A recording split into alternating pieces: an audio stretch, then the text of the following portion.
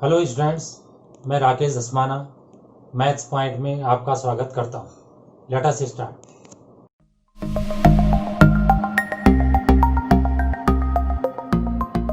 Sense on probability के अंतर्गत question देखिए।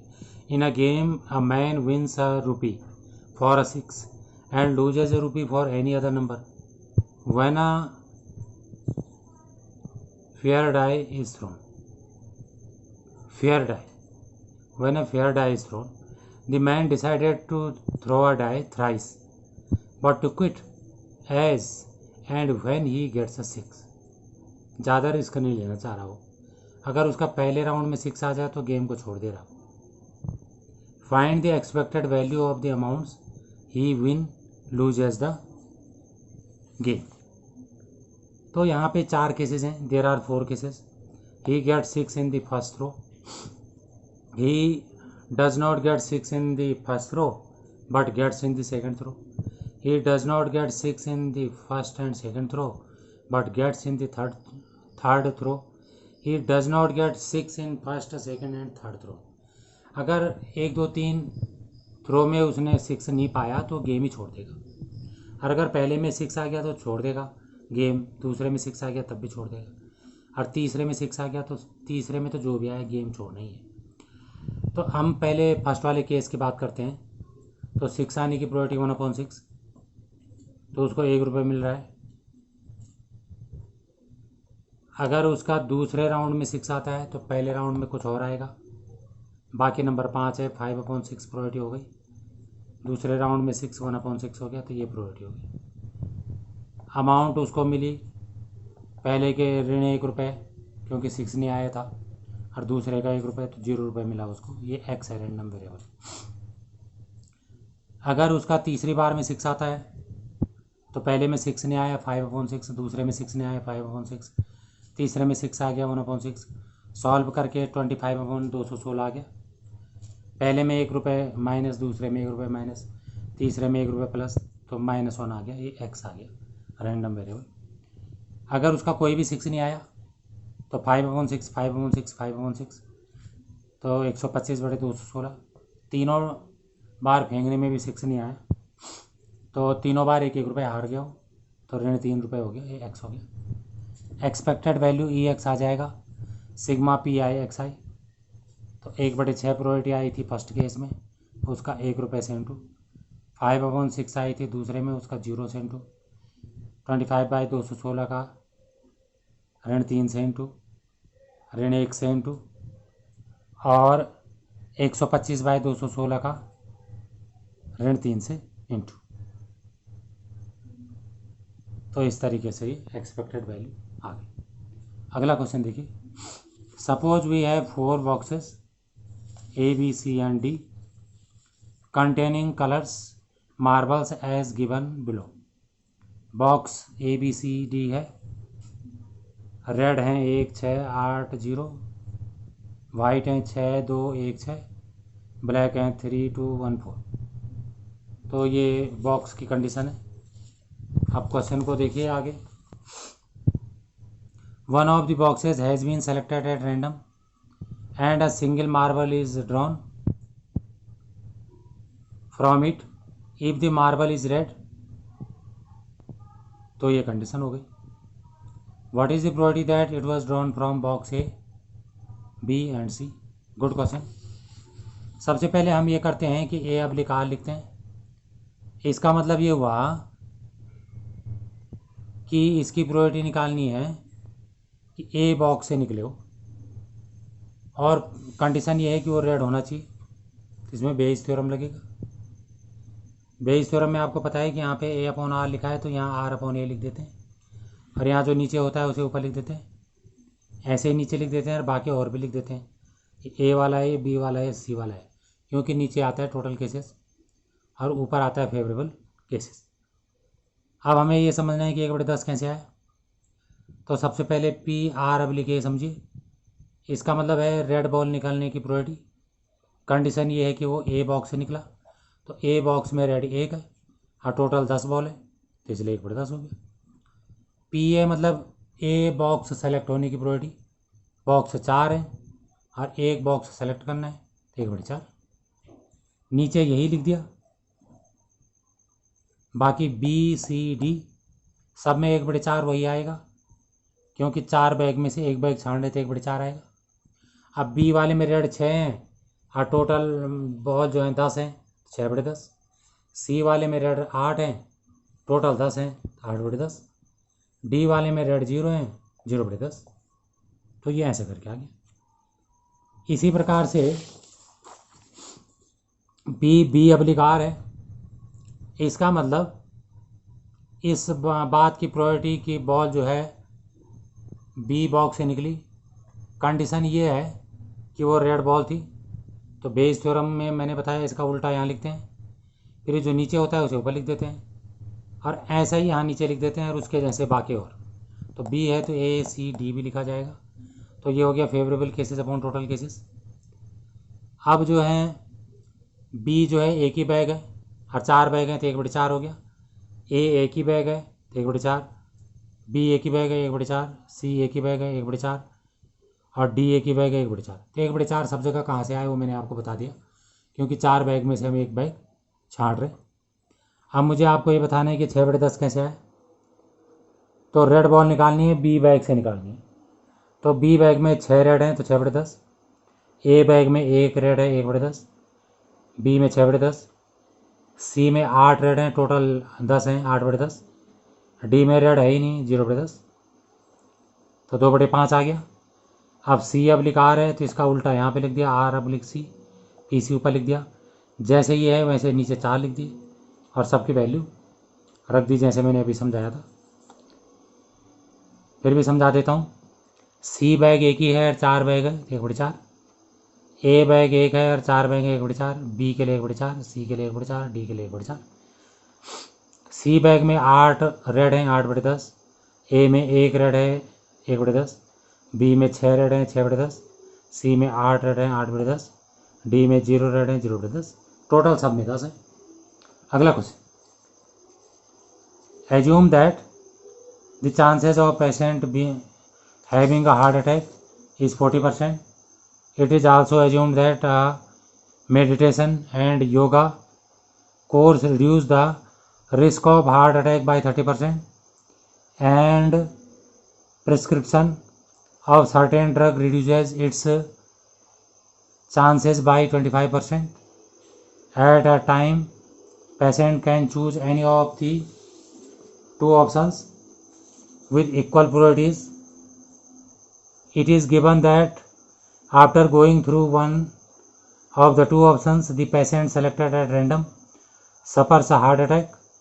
Find the probability that the patient followed a course of meditation and yoga. तो आप देख रहे होंगे कि जो भी हो उसको हार्ट अटैक आ ही गया। तो हमने इस बात की ध्यान देना है कि उसको हार्ट अटैक आ ही गया है, तो पर्सन हैज हार्ट अटैक, इसको हमने ए मान लिया। E1 का मतलब है person is treated with meditation and yoga, and U2 का मतलब है E2 का मतलब है कि वो ड्रग्स ले रहा।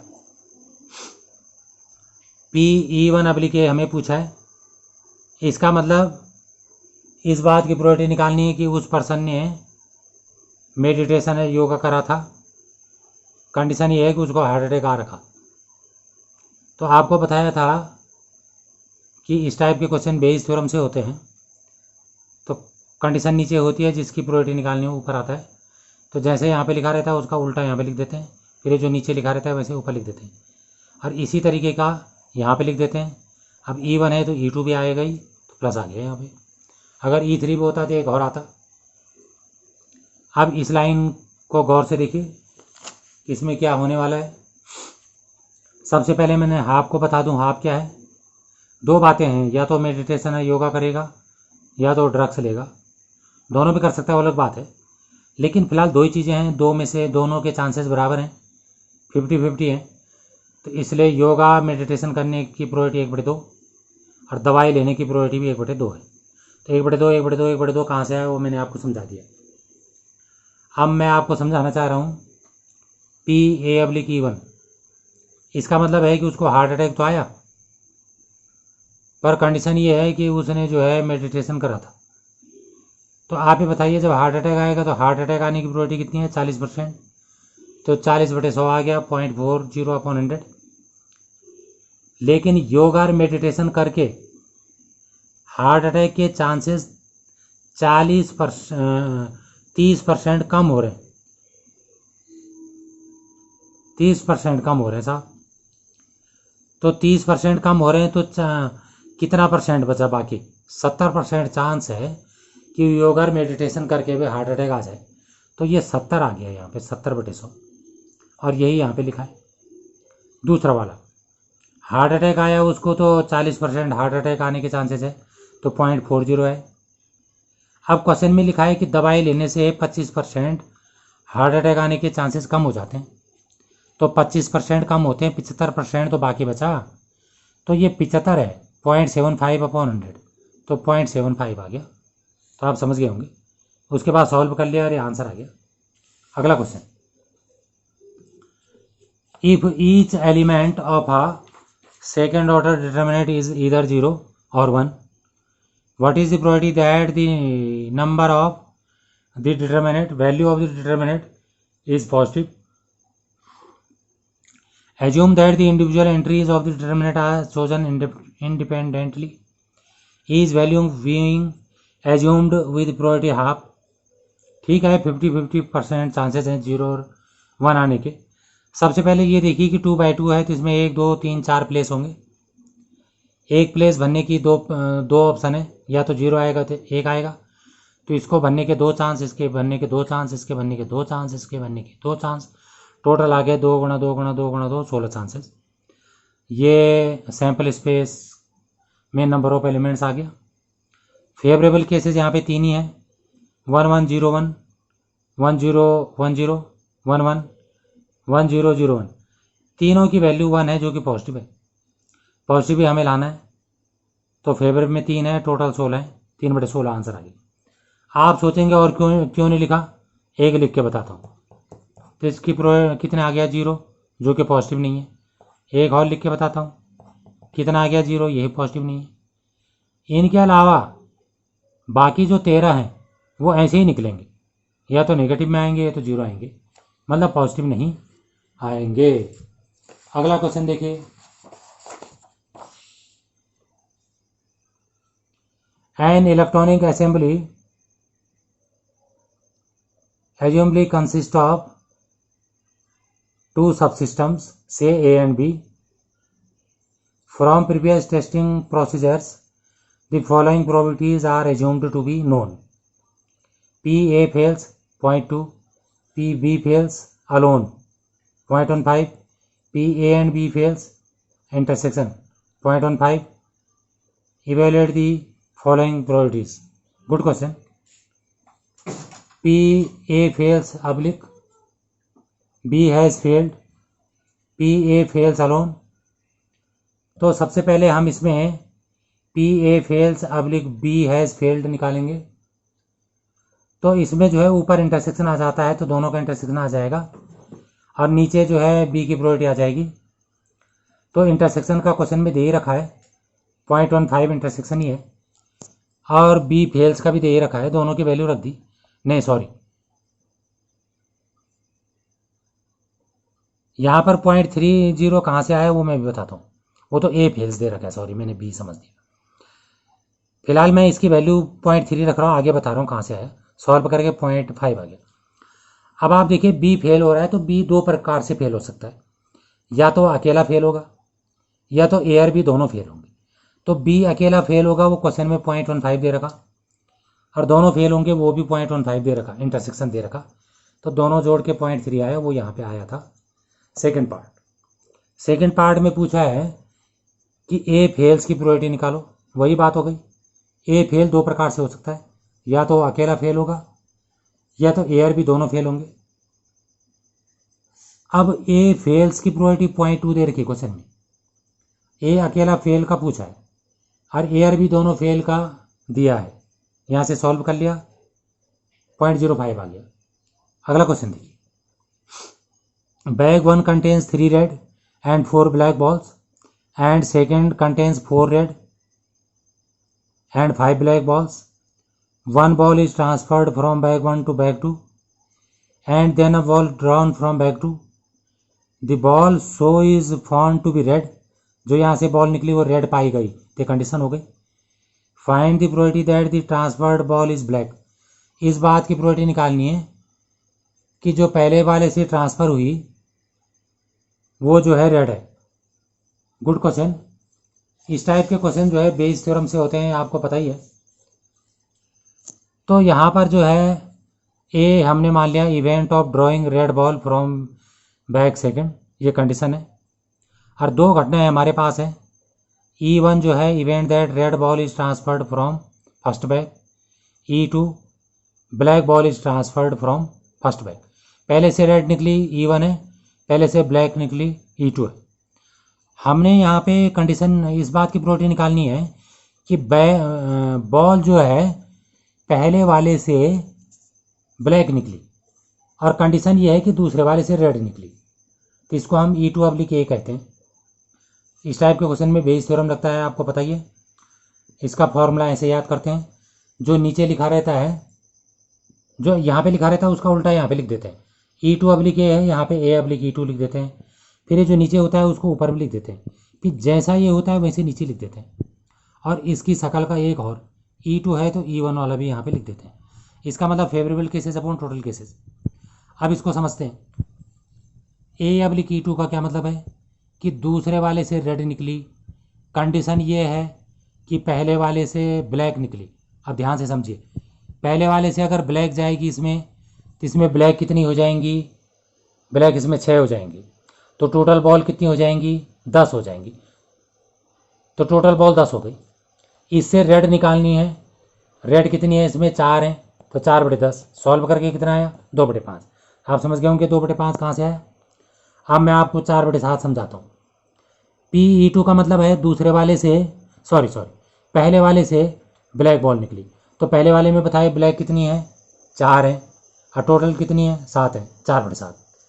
अब ये जो लिखा है वही ये लिखा है, तो इसे समझाने की ज़रूरत नहीं है. अब मैं आपको पहला वाला समझाता हूँ. पहले वाले में लिखा है A/E1. A/E1 का मतलब है कि दूसरे वाले से जो बॉल निकली वो बॉल रेड निकली, लेकिन कंडीशन ये है कि पहले वाले से भी रेड निकली. तो अब आप ये बताइए कि दूसरे वाले से रेड कैसे निकलेगी. यहाँ से रेड निकली, तो यहाँ से रेड निकली तो इसमें रेड कितनी हो जाएगी, 5 हो जाएगी. और टोटल कितनी है इसमें, 10 है. टोटल 10 है, 10 हो जाएंगी इसमें टोटल. तो 1/2 हो गई. 3/7 कहाँ से आया, इससे रेड निकलने की कितनी प्रोबेबिलिटी होगी, इसमें 3 बॉल रेड है और टोटल कितनी है, 7 है. 3/7. सॉल्व कर लिया. अगला question. If A and B are two events such that PA not equals 0 and PB/A is equals 1, then A is a subset of B, B is a subset of A equals 5, B equals 5, A equals 5. तो question में क्या है कि B/A 1 दे रखा है. इसका formula ऊपर intersection आता है, नीचे PA आता है, 1 आ गया. PA को यहाँ इंटू कर दिया क्योंकि PA 0 नहीं है, क्वेश्चन में दे रखा. अब आप बताइए कि इंटरसेक्शन की प्रोबेबिलिटी PA के बराबर है, तो इसका मतलब A जो है B के अंदर होगा. भाई जब B बड़ा होता है और A छोटा होता है तो A और B का इंटरसेक्शन क्या आता है, A आता है. तो ये क्वेश्चन हो गया, ये ऑप्शन हमारा सही आ गया. अगला question. If PA/B is greater than PA, then which of the following is correct. PB/A is less than PB, PA intersection B is less than PA into PB, PB/A is greater than PB, PB/A equals PB. Good question. तो यहाँ पे PA/B greater than PA है, ये conditional probability होती है, आपको पता ही है. Probability of A1B has already occurred. Probability of A1B is condition. तो ऊपर इंटरसेक्शन रखते हैं, नीचे PB रखते हैं. PB का इधर इंटू कर दिया, इसमें वो PB नॉट इक्वल 0 देना भूल गए. अब यहाँ पर आप देखिए कि PB/A क्या आएगा, ऊपर इंटरसेक्शन आएगा, नीचे PA आएगा. ये हमें कैसे पता चला, ये करना है ऑप्शन ए देख के. अब यहाँ पे मैंने इंटरसेक्शन के बदले PA/PB रख दिया, तो PA/PB इससे छोटा है, तो इसका मतलब इधर की साइड इससे छोटी होगी क्योंकि छोटी वैल्यू रख दी. अब PA से PA कट गया तो ये PB बचा. इसका मतलब PB/A जो है PB से बड़ा है, और ये हमारा सी ऑप्शन है. अगला क्वेश्चन देखिए. If A and B are any two events such that PA plus PB minus PA and B equals PA, then PB oblique A equals 1, PA oblique B equals 1, PB oblique A equals 0, PA oblique B equals 0. Good question. इस question में आप देखिए सबसे पहले PA intersection B को मैंने PA intersection B लिख दिया, मतलब एंड का मतलब इंटरसेक्शन होता है, इस बात पे हमने ध्यान दिया।